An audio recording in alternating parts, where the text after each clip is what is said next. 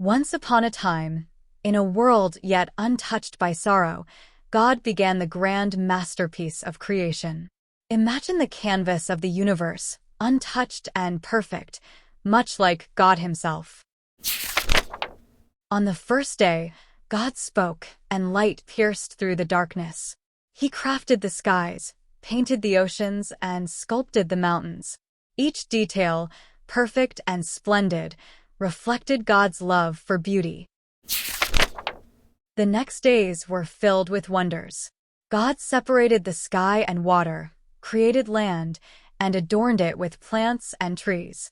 Birds soared through the heavens, and fish danced in the seas. On the fourth day, God painted the sky with the sun, moon, and stars. Animals of all shapes and sizes roamed the land and swam in the seas. Then, God crafted His most special creation, humans. Adam and Eve were formed, and life breathed into them on the sixth day. However, as the story continued, darkness crept in.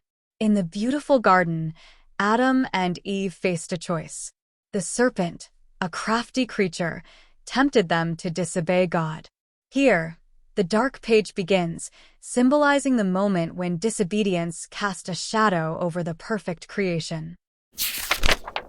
The serpent, cunning and deceitful, whispered lies into their ears. Adam and Eve, swayed by the serpent's words, ate the fruit God had forbidden. Sin entered the world, and with it, a separation between God and His creation. What is sin, you ask? Sin is when we do things that go against God's perfect plan, things that separate us from Him. It's like when Adam and Eve disobeyed God by eating the forbidden fruit. Sin can be lying, stealing, being mean to others, and many other things that don't follow God's loving rules. Centuries passed, and God's plan unfolded. Jesus, God's own Son, came to earth. He lived a perfect life, just like the gold page of creation, and showed us how to love and obey God. When the time was right, He willingly went to the cross, shedding His own blood as the ultimate sacrifice for our sins. But the story doesn't end there.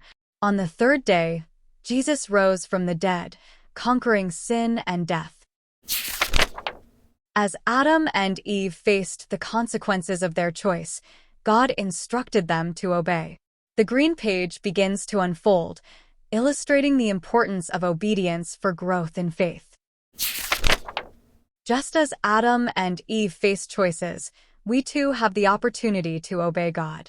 The green page calls us to grow in faith, attending church, G, reading our Bibles, R, obeying God and those in authority, O, and witnessing to others, W. As we reflect on the story of creation, we find that God's plan for redemption was set in motion from the beginning. The clean page represents this transformative journey, where, because of what Jesus did, we can admit our sins, A, believe in Him, B, and confess Him as Lord, C, allowing our hearts to be cleansed and transformed. This, dear children, is the beautiful story of creation and redemption.